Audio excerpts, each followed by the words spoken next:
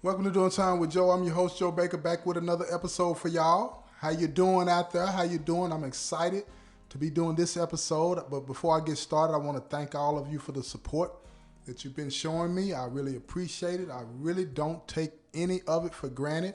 Every time I have the opportunity to see what my numbers are and how many people are listening to episodes, I'm telling you, it just moves me in a way that I never even thought would be possible for somebody like me.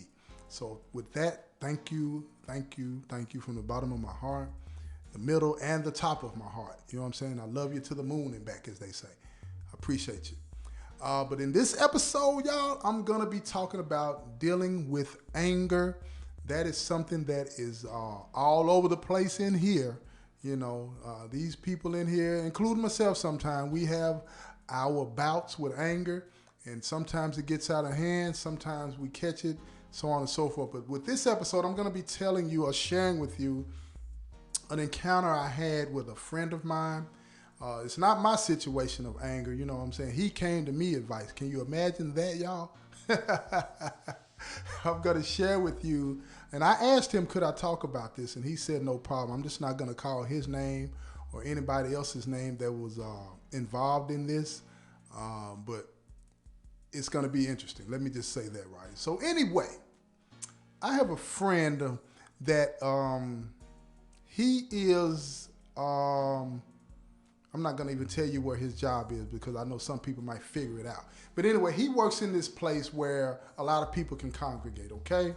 So anyway, while he was doing his job, two other individuals had manipulated their way into the area, right? And this area is somewhat where a lot, like I said, a lot of people congregate and it's laid back. You know what I mean? Nobody's really tripping in there or whatever, but it's like the DMZ. You don't have to pretend in this area. Everybody's cool, right? So anyway, you had one individual that he had vouched for twice before, saying this dude was cool and straight, that had come into the area, and another dude that had come into the area that he normally sees in passing. And one of the dudes, the dude that he had vouched for, he passed something to the other dude, right? He doesn't know what it was, but whatever it was, it wasn't supposed to be done. You don't do that kind of stuff in this area, right? Because people feel safe in this area. People feel like they don't have to pretend in this area and so on and so forth, right? But this one particular individual violated. He violated this area. He violated the trust of my partner. You feel what I'm saying? And it pissed him off to no end. So when he came to me, he was like, Joe, man, this dude, blah, blah, blah, did this and did that. He's telling me what I just told y'all, right? So I'm sitting there listening to him, you know what I'm saying? Because I want to get it all before I open my mouth. I don't want to say something and be off base, because if you say the wrong thing to a person that you're giving advice to, you can make the situation worse, okay? So you got to be mindful of that, especially when you're dealing with people in here. And I know he has a temper, you know what I'm saying? He's come a long way now, but I know that I have to be careful and very, very discriminatory with the words that I'm going to use to him when I'm giving him advice. So I sat there and I listened to him, and I asked him, I said, let me ask you this, bro. Let me ask you this question off the top. I heard everything that you said. And I agree with you that he crossed the line, he violated, he should not have ever did that. You feel what I'm saying? He violated the trust that you put in him. But I said, let me ask you a couple of questions. And the first one is this. What role do you think you played in that, if any? And he said, I knew you were going to say that. He said, and I thought about that. He said, and the role that I played in that is that I, on two prior occasions, when the police was at this individual, I vouched for him and said he's straight. I said, so you opened up a door for him to walk through, and you made him a part of your circle, and vouching for him and saying that he was straight. I said, what did you mean when you said that this person was straight? Do you know him? Do you have a rapport with him? What is the connection? And he said, no. He said, he's just a good dude. He said he had changed. So I just took him at his word and gave him the benefit of the doubt.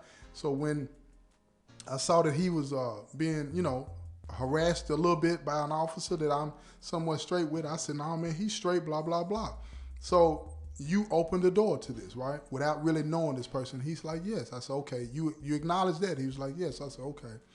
I said, so now the next question I would ask is this, is what do you think he did to you by doing that? And he said he violated my trust. I said, I agree with that. He violated your trust. And then I asked him, I said, so what is it that you want out of this? And I know you probably sitting out there listening saying, Joe was not this calm asking all these questions like this. And the truth is, yes, I was. I was on top of my game that day. You feel me? I don't know what it was. It was the yin yang was working, whatever was going on. I was really methodical about this conversation with him. So I asked him, I said, so what do you want out of this? And he said, I don't want that to happen no more. I'm not finna put up with that. And I could tell he was getting upset. His temperature is rising, you know, his face, he getting all mean. You know how you put that mean mug on and be like, it's going down like that kind of stuff. And I'm looking at him like, okay, I see he's getting pissed. I said, so what you want is for this person not to do that again. You want to let this person know that that was wrong, what he did to you, and never again will that happen, right? He was like, yeah. I said, so you gonna confront the person and say what you gotta say to him? And he was like, yeah, I'm gonna say something to both of them. I said, oh, okay. I said, now, you know I'm with you on that, right? But here's what I would recommend. You need to take a couple of days and calm down. Because if you go the way you're going, and let me throw this in there too. The individual that he's talking about, both individuals are affiliated, right? And he's not. You feel what I'm saying? So in here, that is a problem. Again, don't get it twisted. My partner ain't no coward. He can deal with that. Everybody mess with him and all that, you know what I'm saying, across the board, right? Across the state. He got friends on all walks of life. Let's just put it that way, right? But still, you know, you have to be concerned when you're dealing with that, right? So he was like, I'm aware of that. I understand it. If I happen to pop, I'm going to pop and I'm going to just get everybody and then let it do what it do. I said, well, we ain't going down that road. We got to deal with this in a way that's going to be beneficial to you and them, right? And I said, how do we get to that point where it's beneficial to you and them? And he was like, okay, I got to let myself calm down. I don't know if I'll make it a couple of days, but I'm going to calm down but I'm going to think about how I want to approach this, right? I said, that's what's up. And then he said, well, one of the other things that I could do is that I could holler at the officers and let the officers know, look, if you're not around here for what this area is for, you're not allowed in this area, right? And I said, that's a good idea. Let them do it. Let them deal with it. You don't have to tell them everything that was going on, but you can let them know that you don't want anybody in this area that's not supposed to be in this area. And he was thinking about that too, right? And I'm like, that'll be the best approach. But again, I get it. You have that desire, that feeling in you where you want to say something yourself. I said, I get that. You know what I'm saying? I said, and I understand that, right? But I said, take some time and think about it. You do not have to solve this problem today. You feel what I'm saying? So overnight, he thought about it. The next morning he comes out. He said, I thought about what you said, and I think I got a solution. He said, I'm going to change this around. I'm going to do this. I'm going to do that and restrict the area a little bit, right? And I said, wait a minute. I said, you sound like what the people that work at this place will do. If one person does something, they take it out on everybody. So I don't recommend you do that. I don't agree with that. You feel what I'm saying? But I understand, but I don't agree with that. And he thought about it. He said, well, I've been intending to do it anyway. I said, well, that ain't what you said, but I get what you're saying. I understand what you want to do, but I don't agree with that, bro. You know what I'm saying? How you want to go about that.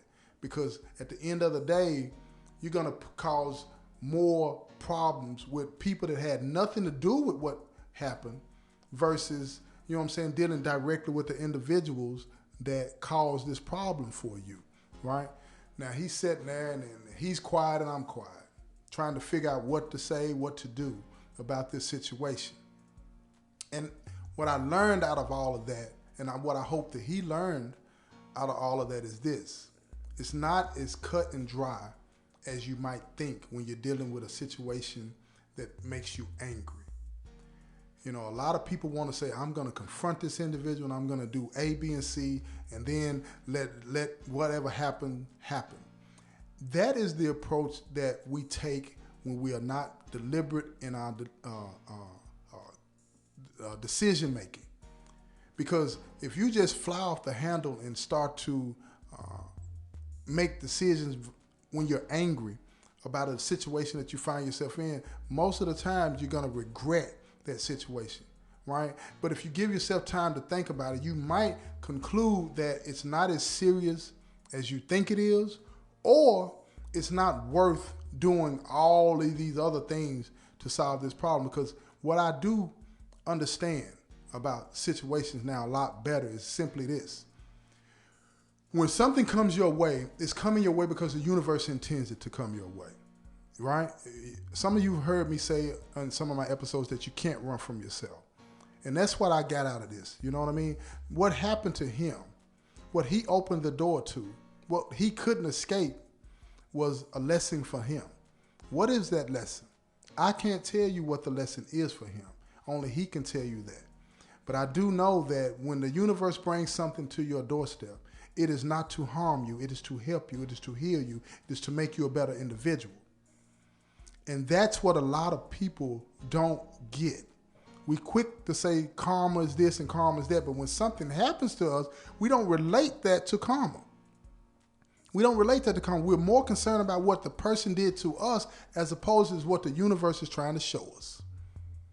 Because the universe is trying to help us become better human beings, right? Do you agree with that? And if you don't agree with that, hit me up on my message box and let me know what you think about that. Or record yourself in a little 5-minute video and email it to me at doingtimewithjoet@gmail.com so I can see what you're talking about, right? Because I'm really interested in some feedback on this topic, okay? But again, the universe is not here to hurt us. What comes back to us is intended to help us become better human beings, heal that fractured part of us, right? Anything that we go through, any situation that we go through is good, bad, indifferent, whatever the case may be. It is either ordained or allowed by the Most High to happen. Why is that? Because it's something designed and intended to help us heal. It is good. Even if it makes us feel uncomfortable, it is still good. Why? How can something that's uncomfortable be good? Well, it depends on what the universe sees in you that needs to be healed. Do you have an anger problem? Do you understand the roots of that problem? Right?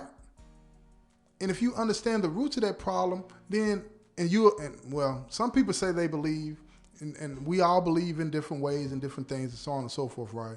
But at the end of the day, anything that you encounter in life can be used to help you become a better person. If you are willing to look through the lens that is not filled with offense, right? Look through that lens of learning and slow down sometimes and see what it is that the universe is trying to show you, and you'll be a better person. Again, that don't get you the reputation in the streets of being somebody that ain't gonna accept no crap. That don't get you the reputation like, look, I ain't messing with him or her because they ain't going. That won't get you those things. A lot of times what that will get you is that people will say he's a sucker or you can run over her, this is that. And those people don't get it. So don't worry about that. Don't worry about that. If you want to become a better human being, sometimes you're going to be walked over. But by being walked over, you're not being used. You're not. You're being shaped and fashioned and molded into the person that the Most High intends you to be. Right? Think about that. Think about that. And let me know what you think about that, okay? Like I said, hit me up at Doing Time with Joe T or hit my message button on the podcast so I can see what you're talking about on it, right? Now, I just wanted to drop that on you too. Just some quick stuff to throw your way. Just give you something to think about while you're riding in your car or you're at your house, leaning back, you know what I'm saying, chilling and listening to the episode, right? That's all I want to do. Just put a little something on your brain, all right? This has been another episode of Doing Time with Joe, the Crime Critic. Peace, y'all.